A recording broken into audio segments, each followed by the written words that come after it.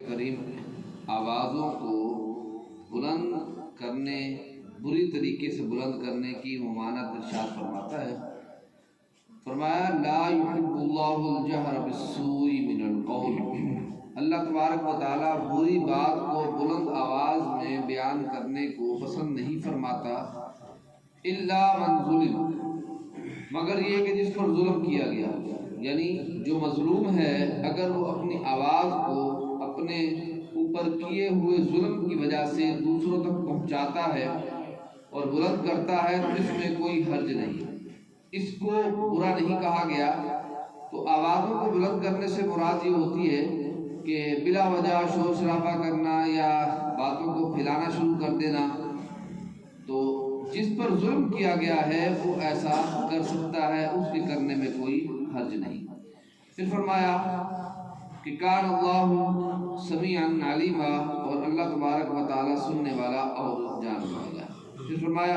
کہ اگر تم کسی بات کو چھپاؤ گے یا ظاہر کرو گے، اللہ عز و جل اس کو جاننے ہی والا ہے۔ پھر یہودیوں کی یہ عادت تھی، وہ یہ کہا کرتے تھے کہ ہم کچھ رسولوں کو مانتے ہیں اور کچھ کو نہیں مانتے، ان کی نفی کی گئی اور فرمایا کہ وہ لوگ جنہوں نے اللہ اور اس کے رسول کے ساتھ کفر کیا، وہ یہ چاہتے ہیں اللہ اور اس کے رسولوں کے مابین ان کے درمیان تفریق کر دیں، اور وہ یہ کہتے ہیں کہ ہم بعض پر ایمان لاتے ہیں اور بعض پر ایمان نہیں لاتے۔ تو اللہ تبارک و تعالیٰ نے ان کی مذمت کو بیان فرمایا، اسی وجہ سے ہر مسلمان پر، ہر نبی پر ایمان لانا یہ فرض ہے، اس کے ایمان کا حصہ ہے۔ اور حضرت آدم علیہ السلام سے لے کر نبی کریم صلی اللہ علیہ وسلم تک کم و بیش 1,24,000 انبیاء کرام تشریف لائے، تو مسلمان کے لیے فرض ہے کہ وہ ہر ایک نبی کی نبوت کا اقرار کرے اور اس پر ایمان لائے۔ پھر اس کے بعد اہل کتاب، بالخصوص یہاں یہودی مراد ہے، ان کے ایک طرز کا عمل ہے، کا بیان ہے۔ قرآن پاک چونکہ رفتہ رفتہ تھوڑا تھوڑا کر کے نازل کیا گیا، وہ یہ کہا کرتے تھے کہ قرآن پاک ایک مرتبہ کیوں نازل نہیں ہوا۔ اللہ تعالیٰ نے ان کی مذمت کو بیان فرمایا اور کہا یہ وہ لوگ ہیں، یہ تو ایک چھوٹا سا سوال ہے، بلکہ اس سے بڑا بھی سوال یہ کر چکے۔ حضرت موسیٰ علیہ السلام سے انہوں نے کہا تھا اے موسیٰ، ہم اللہ پر اس وقت تک ایمان نہیں لائیں گے جب تک اس کو دیکھ نہ لیں۔ اللہ کو دیکھنے کا سوال تو بہت بڑا ہے، اگر یہ اس بارے میں سوال کرتے ہیں کہ کتاب یعنی قرآن ایک مرتبہ ہی آسمان سے نازل کیوں نہیں ہوئی، تو اللہ کے دیدار کے مقابلے میں یہ سوال تو چھوٹا سا ہے۔ تو یہ تو ایسی سرکش قوم ہے جو اس کتاب کے ایک مرتبہ نازل ہونے سے بڑا سوال کر چکی ہے، اور وہ اللہ کا اس دنیا میں دیدار ہے کہ جب تک ہم اللہ کو نہیں دیکھیں گے اس وقت تک ایمان نہیں لائیں گے۔ پھر یہودیوں پر ایک عارضی عذاب کا ذکر ہے، ان کی نافرمانیوں کی وجہ سے اللہ تبارک و تعالیٰ نے ان پر کوہ طور یعنی پہاڑ کو معلق کر دیا تھا اور یہ کہا تھا کہ تم اس جگہ پہ داخل ہو جاؤ ورنہ یہ پہاڑ تم پر گر جائے گا۔ تو اب وہ کیا کرتے ہیں، وہ سجدے کی حالت میں چلے گئے اور آنکھیں اٹھا اٹھا کر دیکھتے تھے کہ کہیں ہم پر گر نہ جائے، کہیں ہم پر گر نہ جائے۔ اور اسی طرح یہودیوں کو یہ کہا گیا کہ تم ہفتے کے دن کے بارے میں حد سے نہ بڑھو۔ ہفتے کے دن ان کے لیے شکار منع تھا، اب وہ کیا کرتے کہ سارا ہفتہ شکار کرتے مچھلیوں کا، اور ہفتے کے دن کے لیے گھڑا کھود لیتے اور پانی کو اس میں جمع کر لیتے۔ جب پانی کو جمع کرتے تو اس کے ساتھ مچھلیاں بھی آ جاتی، حالانکہ اللہ تبارک و تعالیٰ نے ان کو مچھلیوں کے شکار سے ہفتے والے دن منع فرمایا تھا، لیکن انہوں نے اس طرح کا ہیلہ اختیار کیا کہ پانی کو جمع کرتے اور پانی کے ساتھ مچھلیاں بھی آ جاتی۔ تو یہ اللہ تبارک و تعالیٰ کے حکم کی نافرمانی تھی اور اس کو مذمت کے ساتھ بیان فرمایا۔ پھر ان کی مذمت اس طرح بھی بیان کی، ایک تو انہوں نے اللہ جل کا انکار کیا، اس کے رسولوں کا انکار کیا اور انبیاء کرام علیہ السلام کو ناحق قتل کیا۔ پھر حضرت عیسیٰ علیہ السلام زندہ ہیں، ان کے زندہ ہونے کا ثبوت جو ہے وہ اس بارے کے دوسرے رکوع میں بیان فرمایا کہ جو لوگ یعنی یہودی یہ کہا کرتے ہیں کہ ہم نے مسیح بن مریم کو قتل کر دیا، حالانکہ وما قتلوہ وما صلبوہ ولکن شبہ لہم، نہ ان کو انہوں نے قتل کیا ہے اور نہ ہی سولی پہ چڑھایا ہے، بلکہ اللہ عز و جل نے ان پر یہ معاملہ مشتبہ کر دیا ہے، اور وہ اس بارے میں مختلف ہے کہ آیا ہم نے عیسیٰ علیہ السلام کو پھانسی دی ہے یا نہیں، بلکہ فرمایا بل رفع اللہ الیہ، اللہ نے ان کو اپنی طرف اٹھا لیا، اور وہ عزیز حکمت والا ہے، غالب حکمت والا ہے۔ تو حضرت عیسیٰ علیہ السلام زندہ ہیں آسمانوں پر، اور قرب قیامت میں تشریف لائیں گے، یہ قرآنی عقیدہ اس پارے کے دوسرے رکوع میں بیان کیا گیا۔ پھر حضرت نوح علیہ السلام اور دیگر کچھ انبیاء کرام کا ذکر فرمایا کہ ہم نے ان کی طرف وحی کی، حضرت ابراہیم کی طرف، اسماعیل کی طرف، اسحاق و یعقوب کی طرف، اور عیسیٰ ایوب اور یونس کی طرف، اور ہارون اور سلیمان کی طرف، اور ہم نے داؤد کو زبور کی کتاب عطا فرمائی۔ پھر فرمایا کہ یہ تھوڑے سے رسول ہیں جن کا ہم نے کچھ کا ذکر کیا اور کچھ کا ذکر نہیں کیا، کیونکہ قرآن پاک میں تو ہمیں بہت کم نام ملتے ہیں انبیاء کرام علیہ السلام کے، حالانکہ انبیاء کرام کی تعداد تو بہت زیادہ ہے۔ تو اس کا حکم خود قرآن پاک نے بیان فرما دیا کہ ہم نے کچھ کا ذکر کیا ہے اور کچھ کا ذکر نہیں کیا، اور موسیٰ علیہ السلام سے کلام کرنے کی فضیلت کو واضح طور پر بیان فرمایا وَكَلَّمَ اللَّهُ مُوسَىٰ تَكْلِيمًا، اور اللہ نے موسیٰ علیہ السلام سے کلام فرمایا، کیونکہ جس کیفیت میں، جس طرح موسیٰ علیہ السلام سے اس دنیا میں کلام فرمایا، دیگر انبیاء علیہ السلام سے اس طرح کی روایات منقول نہیں ہیں، اس لیے ان کو بالخصوص کلیم اللہ یعنی اللہ سے کلام کرنے والا لقب ملا۔ اس کے بعد فرمایا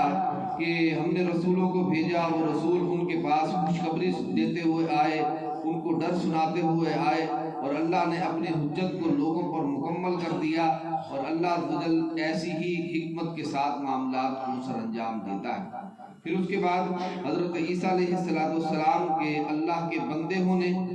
اور ابن مریم یعنی مریم کے بیٹے ہونے کا ذکر فرمایا، کیونکہ عیسائی ان کو خدا مانتے تھے تو اس کی نفی فرمایا کہ عیسیٰ بن مریم جو ہیں وہ اللہ کے رسول ہیں اور ان کے بندے ہیں۔ اور پھر عیسائیوں کا جو عقیدہ ہے، عقیدہ تثلیث، یعنی خدا تین حصوں میں منقسم ہے، اللہ، عیسیٰ اور روح القدس۔ ان تین حصوں کو وہ یہ کہتے ہیں کہ یہ تین ذاتوں کا مجموعہ یہ خدا ہے۔ اللہ تبارک و تعالیٰ نے اس پارے کے دوسرے رکوع میں اس کی مذمت کو بیان فرمایا اور فرمایا وَلَا تَقُولُوا ثَلَاثَةٌ، اور تم یہ نہ کہو کہ خدا تین ہے، بلکہ خدا وحدہ لا شریک ہے، نہ اس کا کوئی ولد ہے اور نہ ہی اس کا کوئی والد، اور اس زمین و آسمان میں اسی کے لیے بادشاہت ہے اور وہ اکیلا وکیل ہے۔ پھر عیسیٰ علیہ السلام کے بارے میں بیان فرمایا کہ عیسیٰ جو ہے وہ اللہ کے بندے ہونے پر کبھی بھی ناراض نہیں ہوئے، یعنی ان کو کوئی آزمائش نہیں ہے، کوئی تکلیف نہیں ہے کہ اگر ان کو اللہ کا بندہ کہا جائے، اور تم لوگ جو ان کو خدا کا حصہ شمار کرتے ہو، یہ بالکل افتراء ہے اللہ پر۔ اللہ تو وحدہ لا شریک ہے، کوئی اس کا شریک نہیں ہے، اور کبھی بھی عیسیٰ نے اپنے آپ کو اللہ کا بندہ ہونے سے تکبر نہیں کیا کہ میں اللہ کا بندہ نہیں ہوں۔ اس کے بعد اس سورت یعنی سورت نساء کا یہ کچھ حصہ تھا، چھٹے پارے کے آغاز میں اس کا اختتام ہو رہا ہے، اور اس میں پھر دوبارہ وراثت کی ایک آیت کو بیان فرمایا کہ وہ لوگ جن کی کوئی اولاد نہیں ہے، لا ولد، بعض لوگ جس طرح کے دیگر آیات میں فرمایا کہ ہم جس کو چاہتے ہیں لڑکے دیتے ہیں، جس کو چاہتے ہیں لڑکیاں دیتے ہیں، اور کسی کو دونوں دیتے ہیں اور کسی کو کچھ نہیں دیتے۔ تو وہ جو کلالہ ہے یعنی لا ولد، جس کی کوئی دنیا میں اولاد نہ ہو، اس کی وراثت کا ذکر فرمایا کہ اگر اس کے بہن بھائی ہیں تو اگر اس کی ایک بہن ہے تو اس کو نصف ملے گا، اور دو یا دو سے زائد اس کے بہن بھائی ہیں تو اس کو پھر 2 ثلث، یعنی جو اس کا مال ہوگا اس کے 3 حصے کیے جائیں گے، ان میں سے 2 حصے ان میں تقسیم ہو جائیں گے، تیسرا حصہ جو ہے وہ اسباط یعنی بہن بھائیوں اور ان کی اولادوں اور اس طرح ان میں تقسیم ہو جاتا ہے۔ اور اگر کوئی شخص فوت ہو جائے اور اس کا نہ کوئی والد ہو، نہ والدہ ہو، نہ اولاد ہو، نہ بہن بھائی ہو، تو ایسے شخص کا مال پھر بیت المال میں جمع کر دیا جاتا ہے۔ اس طرح اس صورت کا اختتام ہوا، اور آگے اس پارے کے 5ویں رکوع میں سورۃ مائدہ کا ذکر ہے. یہ صورت بھی مدنی ہے. مائدہ کا مطلب ہوتا ہے دسترخوان، کیونکہ اس صورت میں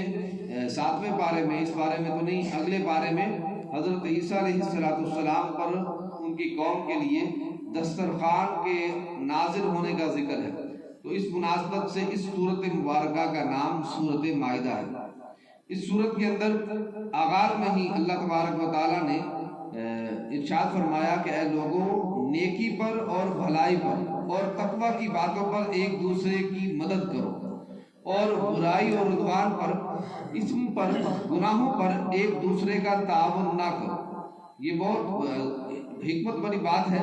کہ اچھائی اور اچھے کاموں پر ایک دوسرے کا ساتھ دینا چاہیے، اور برائی اور برے کام میں دوسروں کا ساتھ دینے کی ممانعت بیان فرمائی. صورت مائدہ اس انداز میں بھی بڑی اہمیت کی صورت ہے کہ اس صورت میں حلال و حرام جانوروں کا ذکر وضاحت کے ساتھ فرمایا کہ کون سے جانور حرام ہے اور کون سے جانور حلال ہے. اس میں جیسے خنزیر کا گوشت کی حرمت کا ذکر فرمایا، مردار کی حرمت کا ذکر فرمایا، خون حرام ہے اس کا ذکر فرمایا، اور وہ جو اللہ کے نام کے علاوہ ذبح کیے گئے ہوں وہ تم پر حرام کیے گئے ہیں، اور جو گلا گھونٹ کے مر جائیں اور جو کسی مرض کی وجہ سے مر جائیں، اور اسی طرح ہر وہ جانور جس کو ذبح نہ کیا گیا ہو اگرچہ وہ حلال ہو، یعنی اصلاً حلال ہو لیکن ذبح نہ کیا گیا ہو، ویسے مر گیا ہو تو وہ حرام ہے. اسی طرح جانوروں میں ہر وہ جانور جو حلال جیسے بکری ہے یا دیگر حلال جانور ہے، ان کو جب تک ذبح نہ کیا گیا ہو یہ حرام ہے. اسی طرح اگر بکری زندہ ہے اور اس کا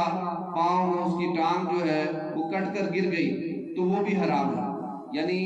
حلال جانور کا کوئی عضو بغیر ذبح کیے جسم سے الگ ہو گیا تو وہ بھی حرام ہوتا ہے، اس کو کھا نہیں سکتے. اس کے بعد ایک عظیم آیت مبارکہ فرمایا الیوم اکملت لکم دینکم، کہ آج کے دن میں نے تمہارے لیے تمہارے دین کو مکمل کر دیا. واتممت علیکم نعمتی، اور اپنی نعمت کو تم پر مکمل کر دیا. یہاں آج کے دن تمہارے دین کو تم پر مکمل کر دیا سے مراد یہ ہے کہ آج کے دن ہر حرام چیز کو تمہارے لیے واضح طور پر بیان کر دیا گیا. یعنی ایسا نہیں کہ اس آیت مبارکہ کے بیان کرنے کے بعد، نازل ہونے کے بعد کوئی ایسا حرام ہو جو بیان نہ کیا گیا، کیونکہ حلال چیزیں تو بہت ساری ہیں. ہمیشہ کم چیزوں کو بیان کر کے بقیہ چیزوں کی رعایت دی جاتی ہے اور کہا جاتا ہے کہ اس کے علاوہ جو ہے وہ سب جائز ہے. ایسے ہی قرآن پاک نے بیان فرمایا ہے الیوم اکملت لکم دینکم، آج کے دن ہر حلال نہیں بلکہ ہر حرام چیز تمہارے لیے واضح کر دی گئی. یعنی آج کے بعد کوئی ایسی حرام نہیں ہے کہ جو موجود نہ ہو، جس کا ذکر نہ کیا گیا ہو. ہاں بہت سارے حلال چیزیں ایسی ہیں کہ جس کا ذکر نہیں ہوا، بظاہر ہمیں نظر نہیں آتا. کہ جیسے آج کے دور کے اندر اگر ہم دیکھیں تو بہت ساری چیزیں ہیں جن کو ہم استعمال کرتے ہیں لیکن قرآن و حدیث میں اس کا ذکر نہیں ملتا. تو چونکہ یہ ایک قاعدہ ہے کہ حلال کا یا جائز چیز کا بیان یہ ضروری نہیں ہوتا، بلکہ ناجائز اور حرام چیز کا اگر بیان کر دیا جائے تو اس کے علاوہ جو کچھ ہوگا وہ سب حلال ہوگا. اس کے بعد اللہ تبارک و تعالیٰ نے شکار کی اہمیت اور اس کے طریقہ کار کو بیان کرتا ہے. آدمی بعض کا سفر پر جاتا ہے اور اس کو شکار کی ضرورت پڑتی ہے، تو شکار چونکہ پہلے کے دور میں یہ گولی بندوق وغیرہ اس طرح کی کوئی چیز نہیں ہوتی تھی، تو شکار کس طرح کیا جاتا تھا؟ تیر اندازی سے کیا جاتا تھا. اور ایک طریقہ آج کل بھی رائج ہے کہ کتوں اور جانوروں وغیرہ کو، جس طرح باز وغیرہ، کتے وغیرہ، ان کو سکھایا جاتا ہے شکار کو پکڑنا. تو اس کا ذکر فرمایا کہ ایسے کتے وغیرہ کہ جو تمہارے لیے شکار کا کام کریں، اور جب وہ شکار کو پکڑ لیں اور اس میں سے اس کو منہ نہ مارے، اس کو کھائے نہ، تو جب تم اس کو پکڑ لو تو وہ تمہارے لیے حلال ہے. تو اگر کسی کتے کو کسی نے پالا شکار کے لیے، وہ شکار پر جھپٹا اور اس شکار میں سے وہ کھانا شروع ہو گیا تو وہ سکھایا ہوا شمار نہیں کیا جائے گا. تو ایسے کتے کا شکار پکڑنا وہ حلال نہیں ہوگا. تو اس کا ذکر فرمایا کہ جب تم سفر میں جاؤ اور تمہیں ضرورت ہو شکار کی تو سدھائے ہوئے جانوروں کے ذریعے تم شکار کر سکتے ہو. اس کے بعد اس صورت مبارکہ میں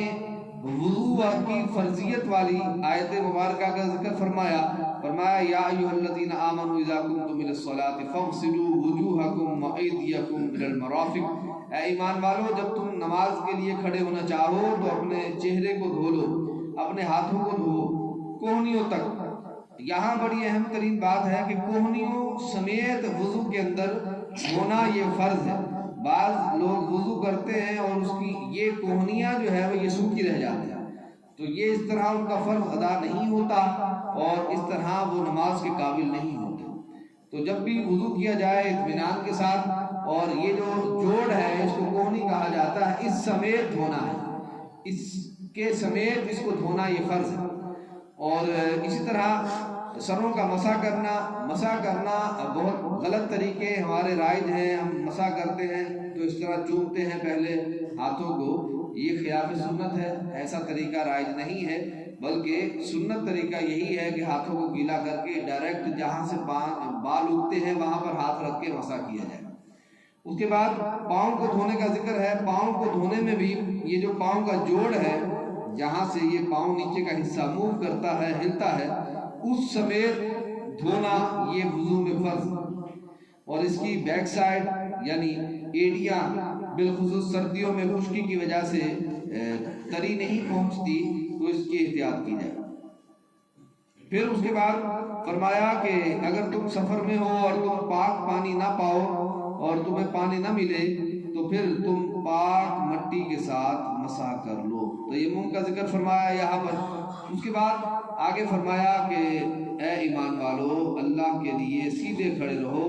اور اس کی ہر حکم کی پیروی کرو، وہ اقرب للتقوی، یہ تقوی کے قریب ترین معاملہ ہے، یعنی اللہ کے حکم کی فرما برداری کرنا یہ تقوی۔ اور فرمایا اے ایمان والو اللہ کی نعمتوں کا کثرت کے ساتھ ذکر کرو کہ جو اس نے تم پر کی۔ اس کے بعد بنی اسرائیل کے کچھ واقعات کا ذکر فرمایا ہم نے بنی اسرائیل سے یہ وعدہ لیا تھا اور ان کے اندر ہم نے 12 گروہوں کو بھیج دیا اور یہ کہا کہ تم نماز قائم کرو، زکوٰۃ ادا کرو اور تم ایمان لے آؤ میرے رسولوں پر، اور اللہ کی راہ میں قرض حسنہ دو،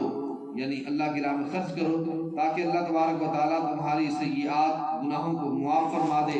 اور تمہیں ایسی جنت، ایسے باغات میں داخل فرمائے جس کے نیچے نہر رواں ہے، اور جس نے ان چیزوں کا انکار کیا وہ بری گمراہی کے اندر ہے۔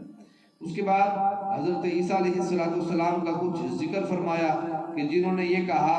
کہ عیسیٰ علیہ السلام خدا ہیں تو انہوں نے اللہ پر جھوٹ باندھا ہے، وہ اللہ کے بندے ہیں اور مریم کے بیٹے ہیں اور ان کی والدہ بھی اللہ کی بندیہ ہے، اور اللہ عز و جل کے لیے زمین و آسمان کی بادشاہت ہے اور اس کے علاوہ کوئی اس کے ساتھ شریک نہیں ہے۔ یہودیوں کی ایک بات کو ذکر فرمایا، یہودی یہ سمجھتے ہیں آج بھی کہ ہم اللہ کے بیٹے ہیں اور اللہ عز و جل ہم سے محبت کرنے والا ہے، لہٰذا ہمیں نہ تو دنیا میں عذاب دے گا نہ آخرت میں عذاب دے گا، اور اگر آخرت میں عذاب دے گا تو بہت تھوڑے عرصے کے لیے۔ اس کی نفی فرمایا کہ یہود و نصارہ نے کہا ہم ابناء اللہ کے بیٹے ہیں اور اس کے محبوب زدہ ہے، ایسا بالکل نہیں ہے، بلکہ اللہ کا محبوب وہ ہے جو اس کی فرما برداری کرے اور اس کے احکام کی پیروی کرے اور اس کے حرام کردہ چیزوں سے بچ جائے اور اس کی طرف رجوع کرنے والا ہو۔ اللہ تبارک و تعالی ہم سب کو عمل کی توفیق